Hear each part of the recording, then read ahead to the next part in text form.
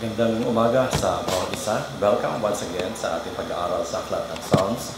And this time, pag-aaralan natin ay Psalms chapter 15.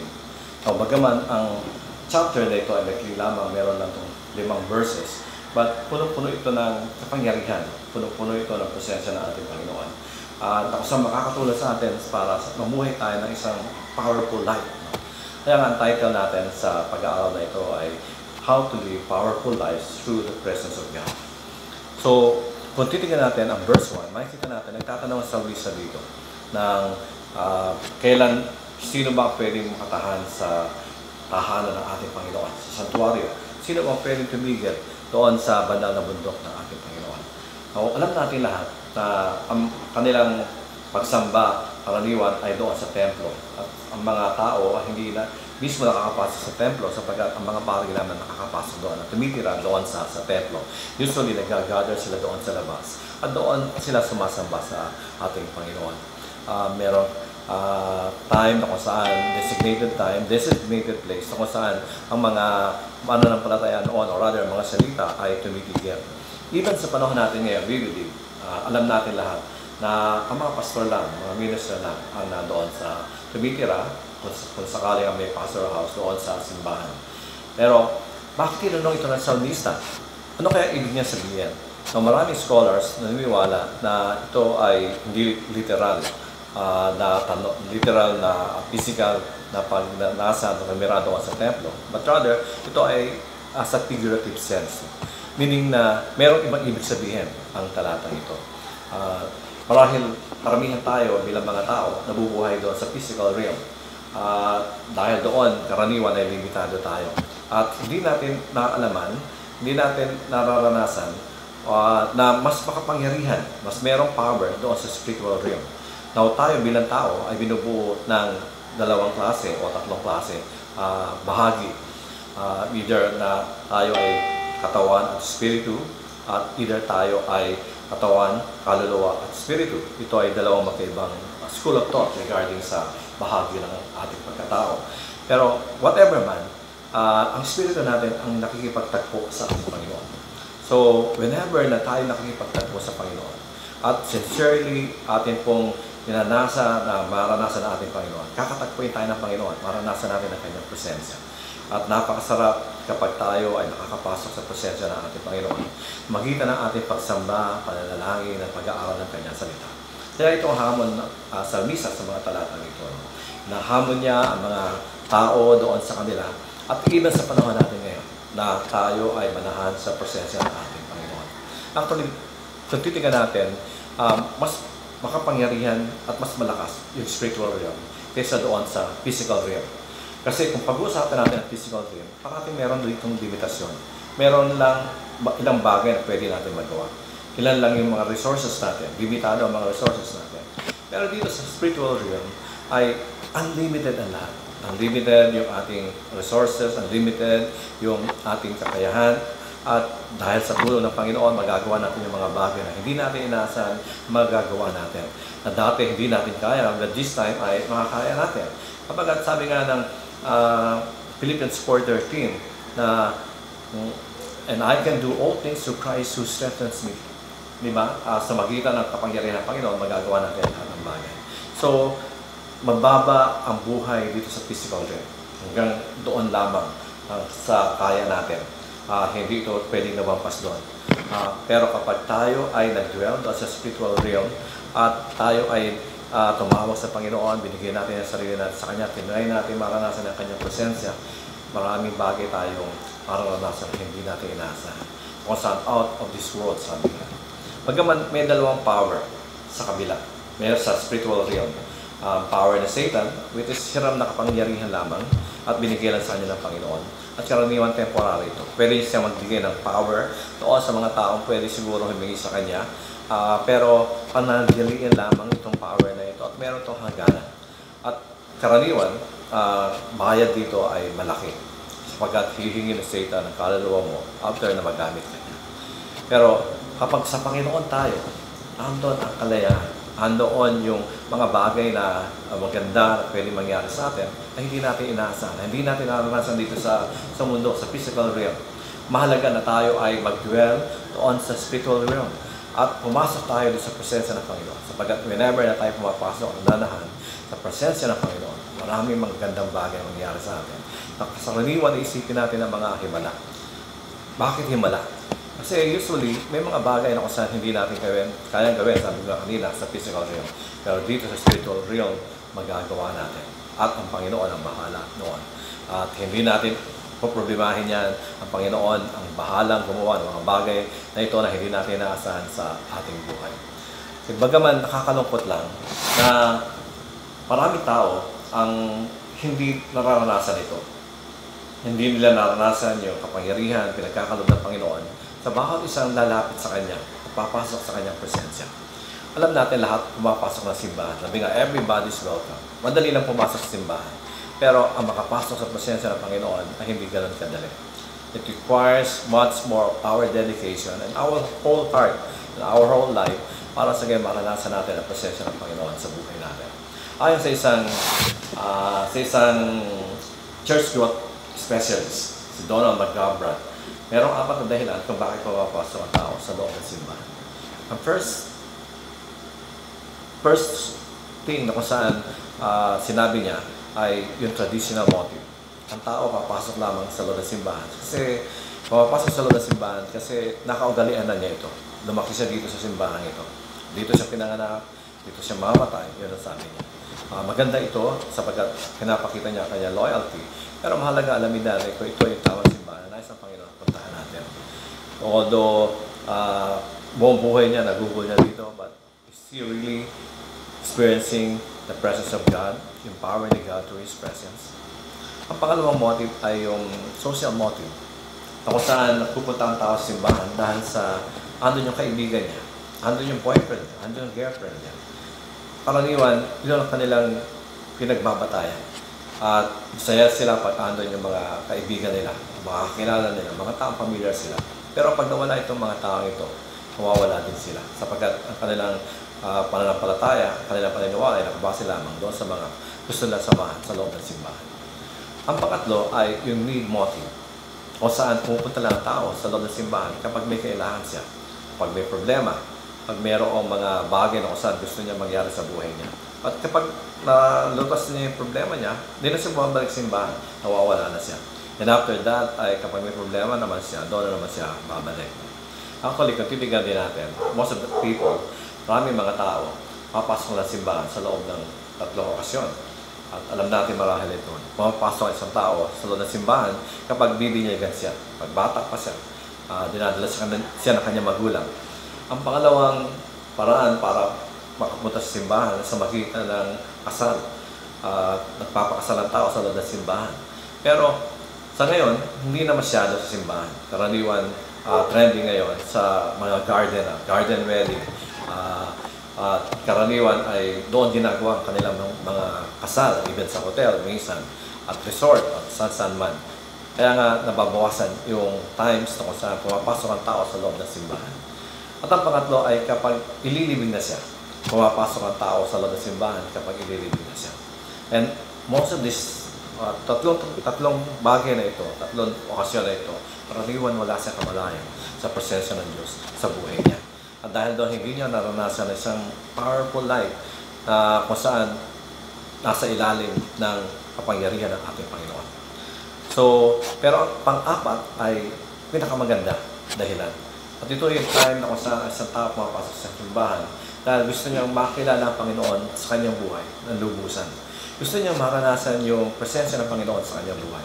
Gusto niyang maranasan kung paano ang buhay na nakasuko sa ating Panginoon. At naniniwala ko ang Panginoon pagpapala niya itong tao ito sapagkat ang tao ito ay naghahangad na makasama siya.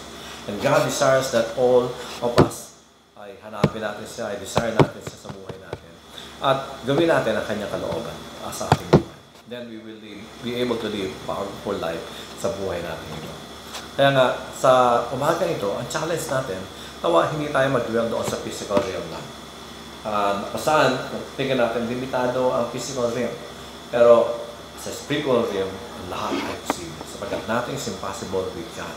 Kapag tayo pumasok sa presensya ng ating Panginoon, Pakita natin kung paano ang Diyos ay kikilos sa buhay natin. At gagawin tayo isang himala. At gagawin ng maraming himala sa buhay natin. Now, ano ba ang himala? Ano ba nangyayari kapag mayroong himala? Usually, pag nagkaroon ng himala, sinasamba ng mga tao yung himala, hindi yung gumagawa ng himala. Pero ang himala ay yung pag-suspend ng law, natural law, na nag-govern doon sa bagay na nangyari. Halimbawa, Panginoon ay pinanganak dito sa lupa through Mary. No? Dito, nangyari ito dahil sa sinuspend ng Panginoon, liberate, but rather sinuspend yung law ng reproduction. Kung saan ang law ay between two people lang, dalawang tao lang. Pero this time, tao at Diyos. At ito ay upasa gayon, ang ating Panginoon sa Kristo ipanganak na bilang isang tao. Nang ganoon din, makikita natin na ang Panginoon nakakalakad sa tubig, di ba? Ito nagagawa niya dahil sinuspend ng Panginoon yung law na lulubog ka sa tubig pag lumakad ka sa ibabaw nito. At marami pa. So, nagiging himala lang isang bagay kapag ang Panginoon, kalooban ng Panginoon na mangyari yon sapagkat ang gagawin niya, sususpend niya yung law na nag-govern doon sa area na yun. Upang sa ganyan, mangyari yung imposible.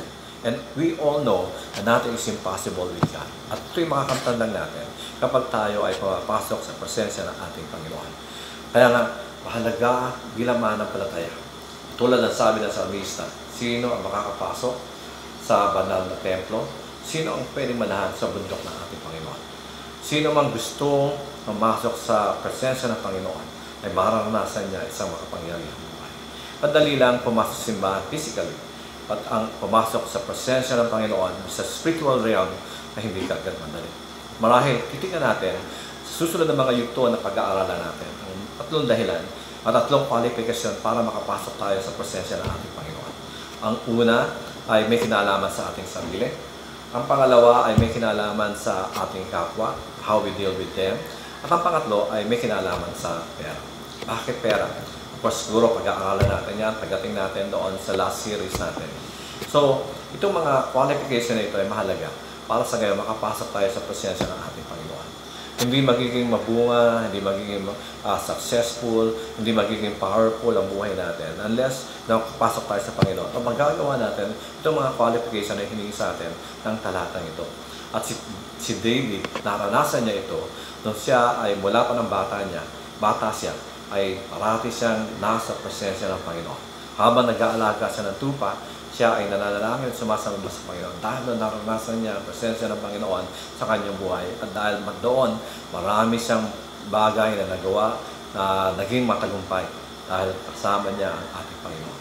Yes, magiging matagumpay lang tayo kapag kasama natin ang Panginoon.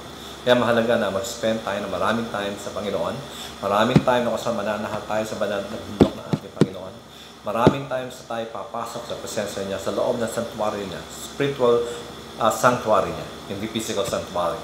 Sapagkat ang Panginoon, naghihintay siya ng mga taong willing na magpagamit sa Kanya, na willing na pumasok sa presensya niya at maranasan ang presensya niya sa kanilang mga buhay. Kaya tinatawag tayo ng Panginoon na tayo pumasok sa Kanya. Bibihira ang mga taong gumagawa nito. Maraming tao busy sa mundong ito, busy sa mga bagay na ginagawa nila. Pero this time siguro mag-iisip tayo, paano natin gagamitin ang buhay natin? Especially sa panahon ito na meron tayong crisis. Meron tayong crisis, yung COVID-19. At sabi nila, hindi na ito babalik sa normal. Ito na ang normal na ba? Andiyan na ang COVID-19. Hindi na siya mawawala. At dahil doon, parati tayong may takot. Baka mahawa tayo. Baka one of these days, magkaroon tayo ng COVID-19. Pero no, kapag mapasok tayo sa presensya ng Panginoon, re-repel niya lahat ng mga bagay na sisira sa atin. Kaya nga mahalaga bilang mananampalataya na tayo pumasok sa banal na templo ng Panginoon, spiritually. Doon sa spiritual realm ay merong kapangyarihan. Kung tayo ay susunod sa Kanya at tayo ay patuloy na papasok sa Kanyang presensya, maranasan natin ang kapangyarihan ng ating Panginoon. Gusto nyo bang maranasan ang kapangyarihan ng Panginoon sa inyong buhay? Then, spend more time with Him. Walang ibang panahon kung saan napakasarap maranasan, kundi yung time na kung saan kasama natin ang Diyos. Kaya nga mahalaga na tayo ay pumasok sa presensya ng ating Panginoon. At kapag nasa presensya tayo ng Panginoon, walang makakalaban sa atin. Sabi nga ng banal na kasulatan, if God be for us, who can be against us? Kung ang Diyos ay kasama natin, sino ang makakalaban sa atin? Ang Diyos mismo ang lalaban sa atin at walang mananalo sa atin sa pagkasama natin ng ating Panginoon. Kaya, mga kapatid, mga kaibigan, ang ating buhay ay may lamang dito sa lupa. Mahalaga na bigyan natin ito ng buong-buo sa ating Panginoon. Siya lamang magbibigay sa atin ng tunay na masayang buhay, tunay na may matagumpay, tunay na makapangyarihang buhay. Sapagkat ang Diyos na ito, nagnanasa siyang i-bless tayo, protect tayo, provide yung mga pangailangan natin, bigay lahat ng resources na kailangan natin upang sa gayon tayo ay maging matagumpay sa paglakad natin sa mundo ito. Habang binabahagi natin ang mabuting balita sa iba. Sa pagwawakas, nais kong marahil magbigay ng isang kwento. Now, actually, kwento lang ito, hindi ito hindi ko pwedeng sabihin ito, but rather meron tayong lesson na makakuha dito. Tungkol sa isang lalaki, tungkol sa in-invite niya si Jesus sa bahay niya upang doon tumira. At nung nandun na si Jesus, sinabi niya kay Jesus na, Lord, itong kwartong ito ay sa'yo. Dito pwede kong gumalaw, pwede mong gawin ang lahat ng bagay. Dito sa ibang bahagi ng bahay ko, ako na bahala. Just diyan ka lang sa kwarto niya. So, yun ang naging usapan nilang dalawa. No? Panginoon, gagalaw lang doon sa kwartong binigay ng tao sa kanya, yung may-ari ng bahay. So, ganun nga nangyari. At naglibitas ang maghapon at dumating ang gabi at natutulog na sila. Pero habang natutulog siya sa magdamag, biglang merong malakas na katok o kalabog na narinig siya sa pintuan niya, sa front door niya. At tumarinig niya ito, then kaagad siya bumaba upang tignan kung sino itong kumakalabog ng kanyang pinto. At nang buksan niya ito, mayroon 3 demonyo na gusto pumasok sa bahay niya. Pero of course, sino magpapasok ng demonyo sa bahay niya? So, hindi niya hinaya makapasok ang 3 ito. Tinry niya sa right pinto. Although, na-try na makapasok ng 3, naglalaban sila. At pinasok pa ng isang demonyo yung kanyang paa sa loob doon sa minara sa pintuan upang sa gayon ay hindi ito maisara. Pero of course, nanalo siya. Sinipa niya yung paa para makalabas at maisara niya ang pintuan. So, medyo napagod siya, pero umakyat sa kanyang kwarto at natulog siya ulit. At kinabukasan, nalimutan na niya ito at ginawa niya yung usual thing na ginagawa niya. Pero muli nung kinagabihan, meron namang malakas na kabog sa kanyang pintuan. And this time, mas malakas kaysa doon sa naunang gabi. So, bumaba siya ulit at nung buksan niya ang pinto, merong isang dosenang demonyo na gustong pumasok muli sa kanyang bahay. And of course, hindi niya papasukin ito. Gano'n mga karami itong mga demonyo ito. So nakipaglaban siya, buong magdamag siya nakipaglaban hanggang sa maisara niya ang pintuan ng kanyang bahay. Pero sobrang pagod, hindi na siya nakapanigsita. Sa sopa na lang siya natulog. Sabi niya habang bago siya matulog, kakausapin niya si Jesus bukas. Bakit hindi siya tinutulungan? Bagaman narinig niya ng malakas na kalabog ngayon. So, dumating ang kinabukasan, pinuntahan niya si Jesus sa kwarto. At tinanong niya ang Panginoon, Lord, bakit hindi niyo ako tinulungan? At pinapasok na ako ng demonyo dito sa loob ng bahay ko. Pero hindi kayo lumalabas at tinutulungan ako para hindi pa makapasok itong mga demonyo. Sabi ng Panginoon, kasi dito mo lang ako binigyan ng authority na makagalaw sa loob ng kwarto nito. But you have never given me authority yan sa loob ng iyong bahay. Sabi mo, ikaw ang bahala siya. Kaya dito lang ako sa loob ng kwarto ng binigay mo sa akin. Ganun po ba? Sabi ng lalaki. Kung ganyan po, Panginoon, pwede na kayong pumila sa buong bahay ko. Pwede na kayong gumalaw. Pwede nyo gawin anumang bagay sa loob ng bahay. Okay? Sabi ng Panginoon, kung gano'n, ikilos ako at tutulungan kita, whatever man mangyari sa loob ng bahay. So, nung gabi ng araw na yun, dumating. Dumagdaman. Sobrang lakas ang kalabog sa pintuan niya. Mas malakas sa 2 unang gabi na narinig niya. Kaya nung marinig niya ito, agad binuksan niya ang pintuan ng kanyang kwarto. Pero nakita niya ang Panginoon bumababa agad sa hagdanan. And hindi na siya bumaba. Tinignan na niya kung anong gagawin ng ating Panginoon. At nung buksan ng Panginoon ang pinto, si Satan, medyo nakatalikod siya sa pinto sapagkat pinakausap niya ang isang rekong mga demonyo. At nung sabihin ng Panginoon sa kanya, Satan, anong ginagawa mo dito? Napalingod si Satan sa ating Panginoon. Sabi niya, Panginoon, andyan pala kayo. Hindi, nagkamali ata kami ng bahay at bigla silang nawala. So, walang magagawa si Satan laban sa ating Panginoon. At we allow Jesus, ang ating Panginoon, na makontrol yung buong buhay natin. Ang lesson ay, may mga tao, tayo mga tao usually, we only surrender part of our lives sa ating Panginoon. Ilang bahagi lamang. Isang aspect lang ng buhay natin binibigay natin sa Panginoon. Hindi lahat. But God desires na lahat ng aspeto ng buhay natin ay suko natin sa Kanya. Nais ng Panginoon na magkaroon ng full control sa buhay natin. 100% natin kukumit ang buhay natin sa Kanya. At kapag ginawa natin yun, tayo ay tutulungan ng Panginoon sa lahat ng mga bagay na may kinalaman sa pamumuhay natin dito sa lupa upang tayo maging matagumpay at magkaroon ng isang powerful life as we go along our journey bago siya dumating. Kailangan lang natin bitawan ang maraming bagay kung saan ay naghihinder sa atin para maging malapit tayo sa Panginoon. Kailangan lang natin bitawan, iwanan yung mga bagay na kung saan hindi naman natin kailangan. Ang kailangan lang natin ay ating Panginoon si Kristo. Siya lamang. Sapagat siya mismo ang gagawa at magpuprovide at magproprotect sa ating buhay. As long as we give ourselves fully sa ating Panginoon, 100%, buong puso natin, buong isip natin, buong kaluluwa natin, at buong lakas natin. Sapagat ito ang nais ng Panginoon sa bawat isa sa atin.